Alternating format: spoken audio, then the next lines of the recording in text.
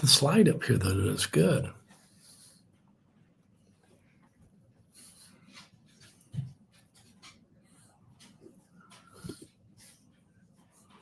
Let's go live. There we are.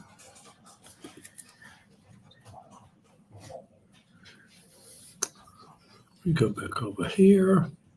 Hello, ladies and gentlemen. So, how about, let's move that back like that. The lighting's not so good on that one, is it? It's dark. It is dark. How can we change that? Set it over here. Show you this one. That's better. Still not as good as. So you got Oh yeah. There we are. Well, that helps a little bit, doesn't it? Hey, everybody. Good evening. I feel like I'm hollering, don't I? I mean, a little bit. Yeah. Abe and I just got back from going out. We met Ed Jornigan from Knoxville, a friend of ours, over at the Eagle, the Atlanta Eagle at Ansley Center over there on Piedmont. Maybe it had been 10 years since I've been in a gay bar.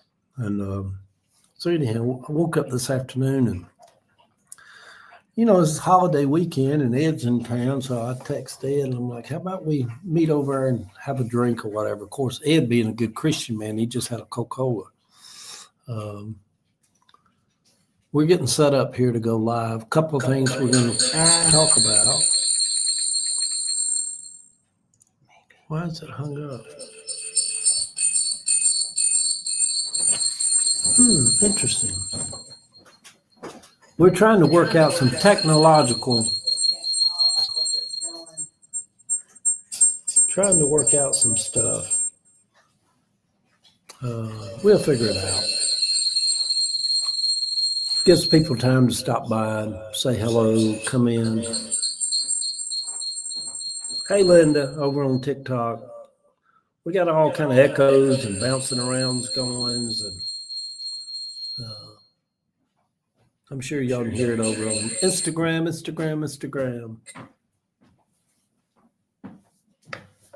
Oh, you gotta put your earphone on. Yes.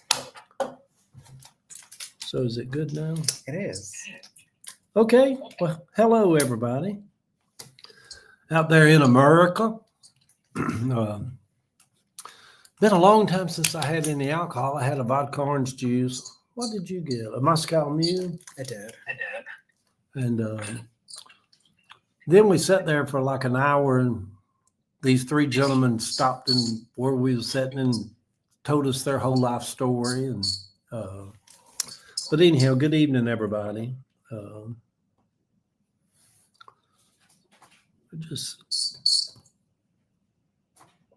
it is. Okay, look at that. But can they still hear us? Oh, yeah. Okay. So anyhow, good Saturday evening. I figured since Abel was already made up, we got home, we'd do a little TikTok or whatever. Hello, TikTok, or do a little live video. So how are you feeling? Well, I was feeling nice and loose, and then we got talking about my brother on the way home, and kind of changed the energy. Yeah. But we had a good evening.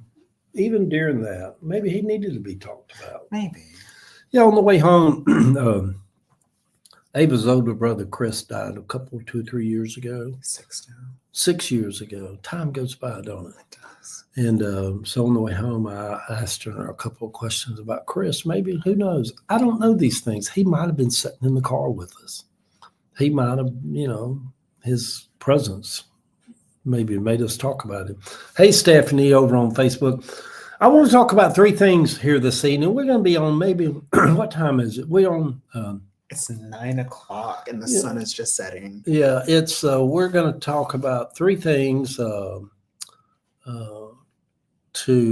Thank you, Stephanie. Yeah, that was pretty tough. That phone call was tough. Hi, Linda. But I told Ava, I said, let's talk about over this. We watched a documentary on Barbara Walters, couple of days ago, and then the next day we watched the documentary about my mom Jane about the Mariska Hargitay. She was 3 years old when her mom Jane Mansfield died, and she made a documentary about her mom that was real powerful. And then we watched this afternoon before we took our nap. We watched the Dave Letterman hour interview of Miley Cyrus. So, did you tell him about Barbara Walters? Huh? Did you tell him about Barbara Walters? Yeah. So we start off talking about Barbara Walters in the documentary that's on. I think it's on Netflix now. The great kid was we got texts coming in, y'all. Don't pay no attention to it. It's just the devil. Hello, Elizabeth from Minnesota. Minnesota. So anyhow, the documentary about Barbara Walters, I'm a big fan of Barbara Walters. Always was. I loved her specials when she'd do her big interviews, and she was Barbara Walters. 2020. Those of you of my age remember Gilda Radner, and on Saturday Night Live where she said "Baba Waba." And at first Barbara Walters did not take kindly to it. She didn't appreciate it, but maybe in time she learned to appreciate that. But anyhow, they brought across the point in the documentary about Barbara Walters. I'm almost said Baba Waba.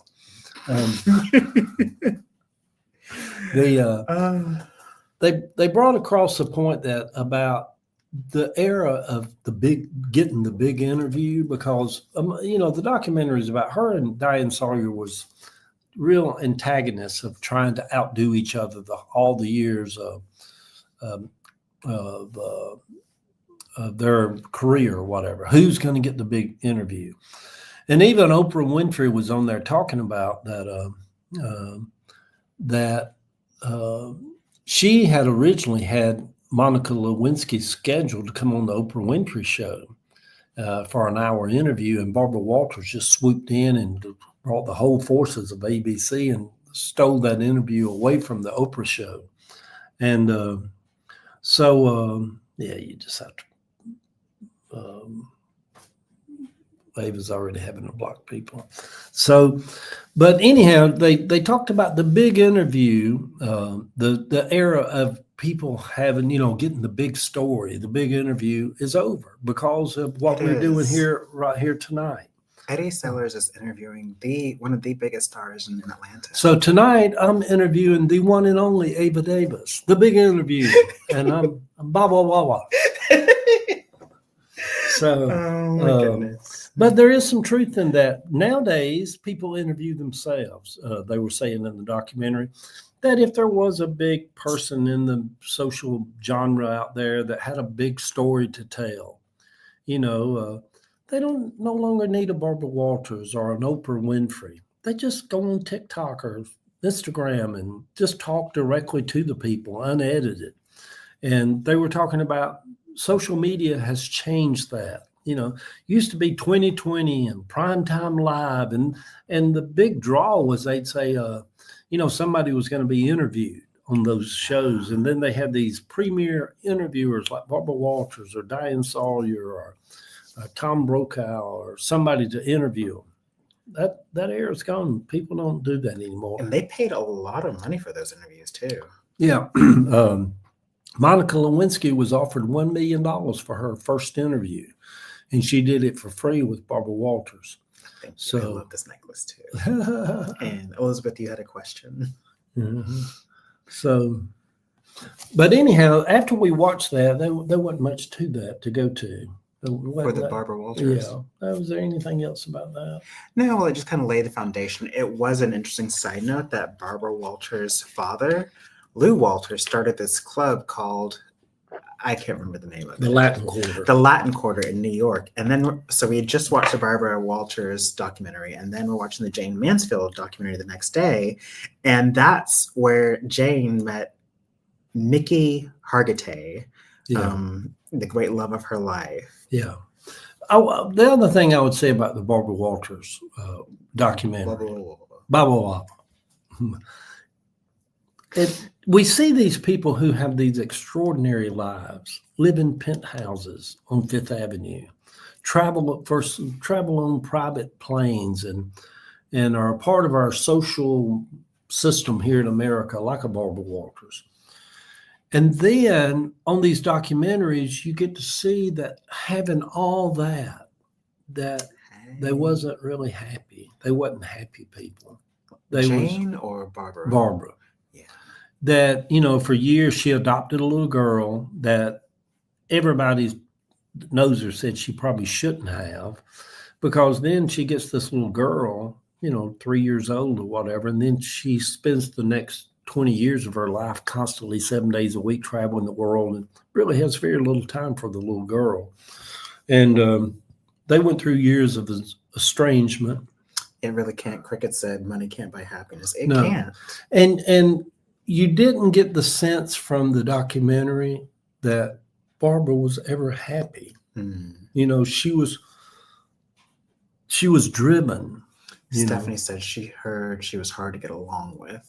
Yeah, I mean, she had a lot of detractors out there, but she wasn't happy, And that's the thing I noticed about when I watch documentaries. You get an essence where somebody's happy, or whether their life was all that, to be able to write a check for any amount of money you want in the world, and have chauffeurs and a staff to take care of you 7 days a week. But yet, just at your core, you're not a happy person.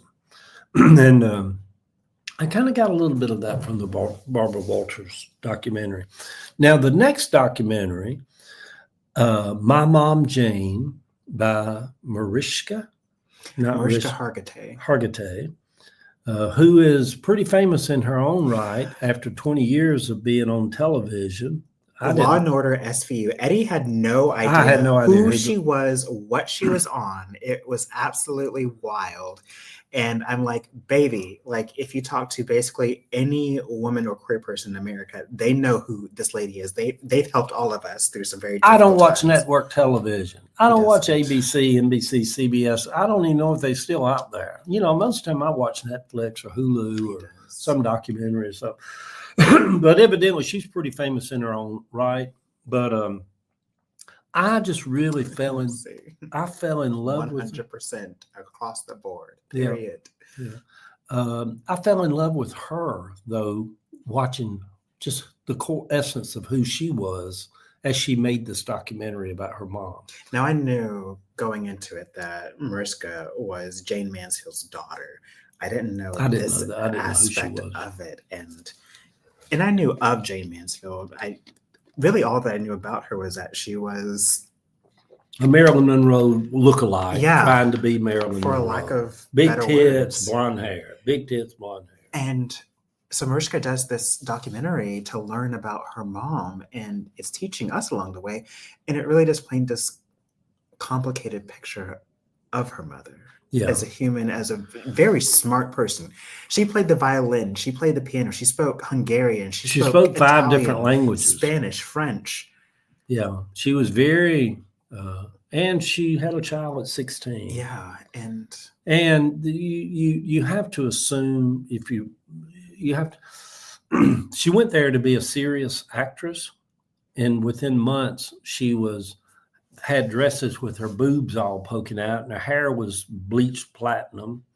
And you assume that in that era that she probably had to have sex with so many of those studio executives that were molding her into being this sex symbol to compete kind of with Marilyn Monroe. So I don't want to really talk about some of the bigger issues of the documentary because I want people to watch it and be surprised as I was. But I had heard before we watched it, Rosie O'Donnell, who lives in Ireland now, she had did a TikTok about y'all must watch this, and she was crying. She said, because Rosie, her mom died when she was 12. And so Rosie said, oh my God, it just touched me so deeply, this documentary. And then one of the ladies on The View when Mariska was on that show, she started crying when she talked to her about it. She said, I just wept through it.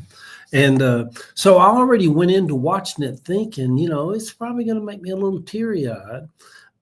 And within 4 or 5 minutes of it just starting, I was already wiping tears off my eyes. And I could see him over there getting It was really making me so emotional. And because the journey to figure out who our mom was, who our dad was, I think it's maybe a life journey. Maybe some of you people out there had the mama that, breastfed you when you was little and was always packing your lunches, and your daddy that always coming back from work every day and building a fire for the family. But a lot of us never got to know who our dad was or who our mom was. And that's even though we lived with them for years or whatever, we still didn't really know them. I wash my face, then I moisturize, and then I had a question. And sunscreen. The important topics here. Like Stephanie's saying, her mom was her first bully. Yeah. So, and I think what this documentary did for me, it opened up all kind of emotions about my dad, and I did a video about it, which I basically cried through most of the video. It's about 22 minutes long, I believe it is. I posted on Facebook and TikTok. And, about the last time I met my dad when he came to visit me when I was about 4th grade in 1963, and I was living with my Aunt Mary and Uncle Lacy. And this documentary just kind of opened up all those things and made me go back and just kind of look at that last visit. Who was that man? Why did he come to Scottsdale, Georgia from Texas to take me to get a hamburger to talk to me? So anyhow, there's that. And then this afternoon, we watched a Dave Letterman interview Miley Cyrus. Miley Cyrus, who I love. I love her music. I love everything about her. And she's a wonderful night too, Elizabeth. Yeah, she's very interesting also.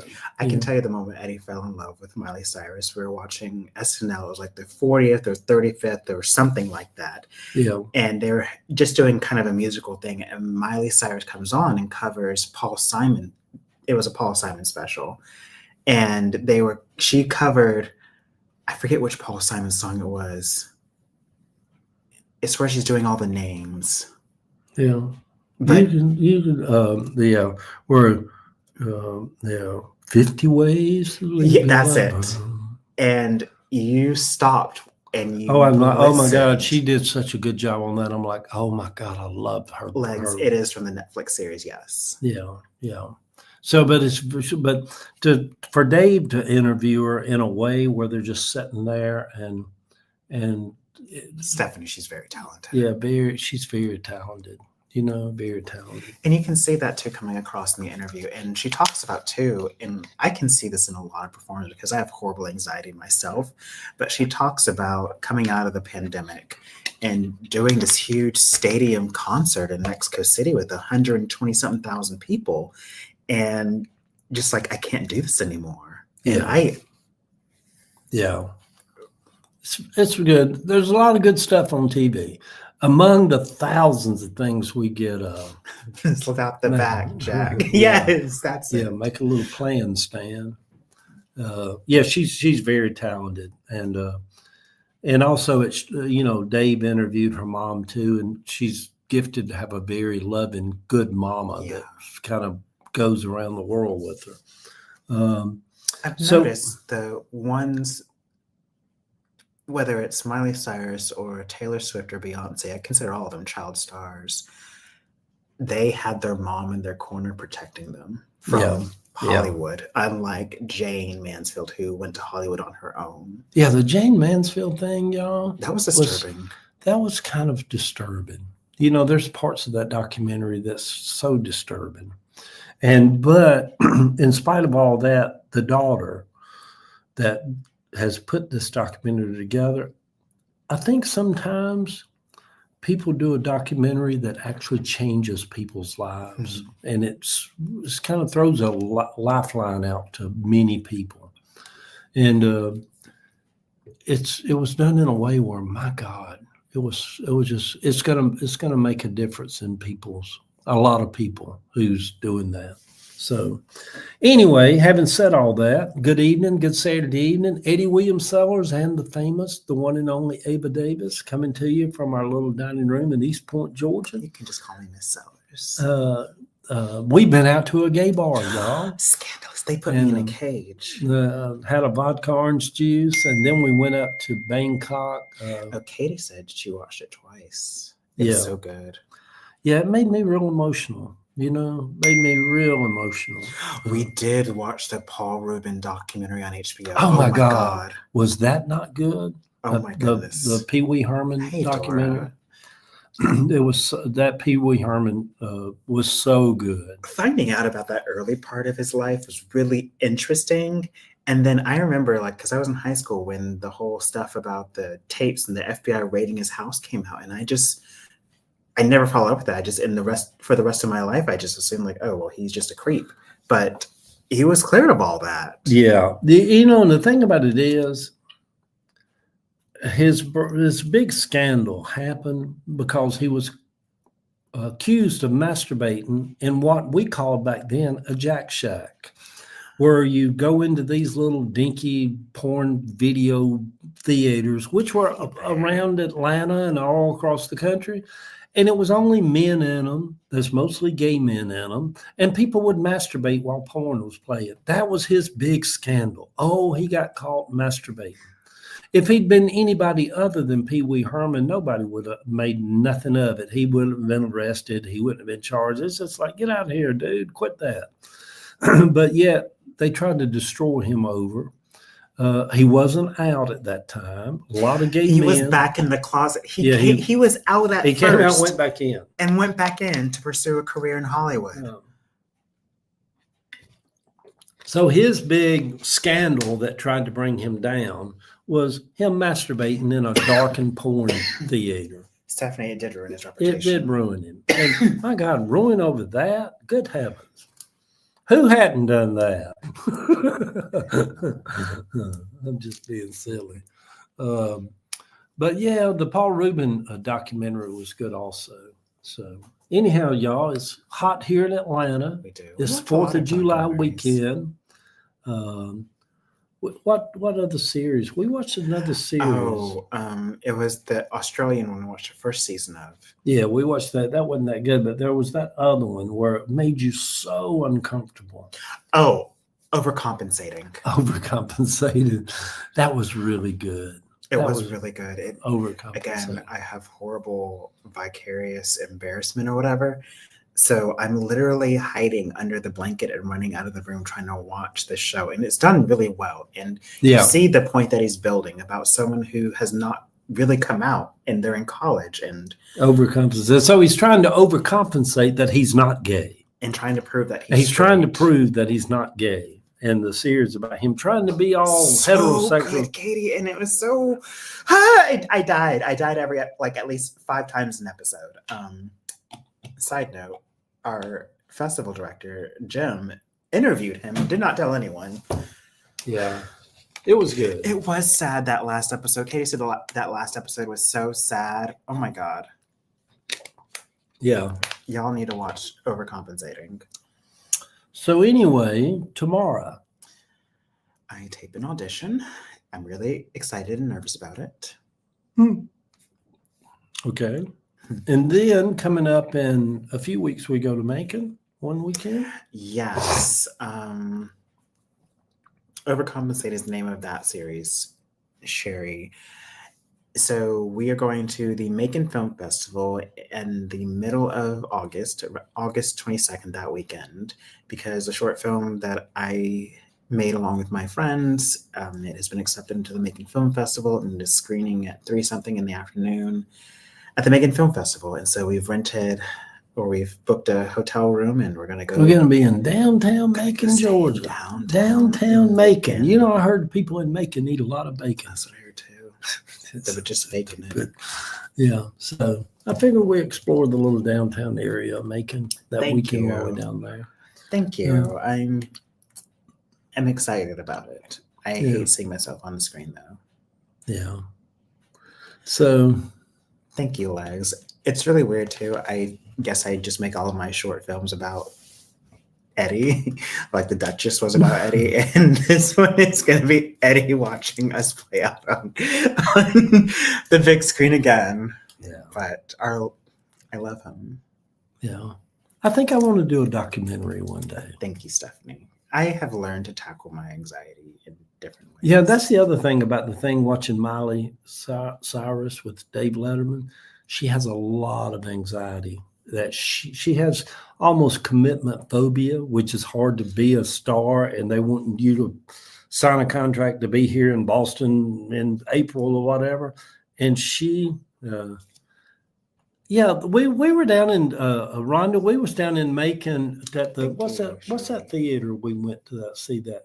Oh, it was the Mercer Macon Opera House. Macon Opera House Oh, one my evening. friend had invited us. And I told Ava, I'm like, downtown Macon's kind of, and then I read something. Ava's like, I don't believe that. I read something where it's moved up to in the top 10 list of southern cities I'm not buying it. that they recommend people go check out. Not Macon, downtown Macon. My dad's from Macon. We have a lot of family members in there. If you go and say my family's last name, you're bound to run into somebody. I spent way too many hot summers and cold winters in some hot freaking church. Yeah, but downtown Macon's got a revitalization going on that's really people starting to notice it. But anyhow, we're going to spend a weekend in Macon here in a few weeks to go Yeah. that. I know that's what I said. Macon. Wow. Yeah, Macon. Wow. Yeah. They just see a lot So- of Macon. So anyway, y'all, good Saturday evening. I guess we're going to wind this down, and we just thought we'd come on here and say hey to everybody, babble a little bit, probably go find us something to watch Take on. care of the elevator at the Macon Opera House. Yes. But to answer more to Stephanie, I used to have this whole ritual before I performed where I would I would have to have a complete breakdown and get down on the ground and cry and just let it all out, and then I could go perform. And that's when I knew I would do amazing. I've learned the a lot of people in the arts that I know, speakers and the actors, actresses, or whatever, they all have this kind of anxiety, anticipatory angst about doing what they're doing. I just kind of equate it to somebody who's terrified of roller coasters, but are determined just to keep getting on the roller That's coasters. the thing. And once we get up there and start doing our thing, it does go away in the moment. Yeah. Yeah. So, I mean, I did that reading a couple of weeks ago for the play that I'm going to be in, which premieres in September. And I was so anxious up until about 10 minutes into it, where it's like, okay, I settle in. I can do this. yeah. But going into it was like, why am I up on stage? I'm a horrible, horrible actress. Like, they made a mistake. Yeah. Anyway, on that happy note, let's wind this down. And we still got one more day left of this 4th of July holiday weekend, which is Sunday. It is worth the I anxiety. feel that way Legs. about art, photography. It's worth the anxiety. Yeah. It's Yeah. worth it. I've got better. I've got better about whatever anxiety I've dealt with over the years. I think I got better, but I do feel like at this season in life, I'm very comfortable being introverted, which I've never been. Maybe I've always been an overacting introvert, as pastoring and meeting people and being out on stage and different stuff. But I've got where I really like the introvert. I think COVID let a lot of us realize we like people not coming around. We like not having people in your house and parties going to. Even over the years, I've always had to go in my heyday when I had 3 different locations. I had all these clients, customers that would spend hundreds of thousands of dollars with the shop. And they want me to show up at their Christmas party. And I had to go mingle in Christmas parties in Buckhead and high office buildings. And all. I just went and did it, but I never really enjoyed none of it, So, but anyhow, I like this part of life where even like this afternoon, we met Ed over at the Atlanta Eagle in Piedmont. wasn't nobody there. And then a few people trickled in. They're getting ready for a big event tonight. Yeah, they got Big Bear event. Fest or something tonight. Got a big chain link fence outside, a bunch of hair chest men out there. Gonna be out there. But it did remind me of what I miss about going out to gay bars in the afternoon or evening time with Sammy and John, which we'd always meet other strangers and we'd kind of, where are you from, Virginia? And how you doing? We met a guy over there down from Harlem. Yeah, just kind of a bar is kind of like a church for gay people, or did used to feel like that. But anyhow, y'all, I'll see y'all in the morning when we do the morning post, and we're going to get off of here and go enjoy the rest of our evening. So let's Good do evening. this. Guten Nacht.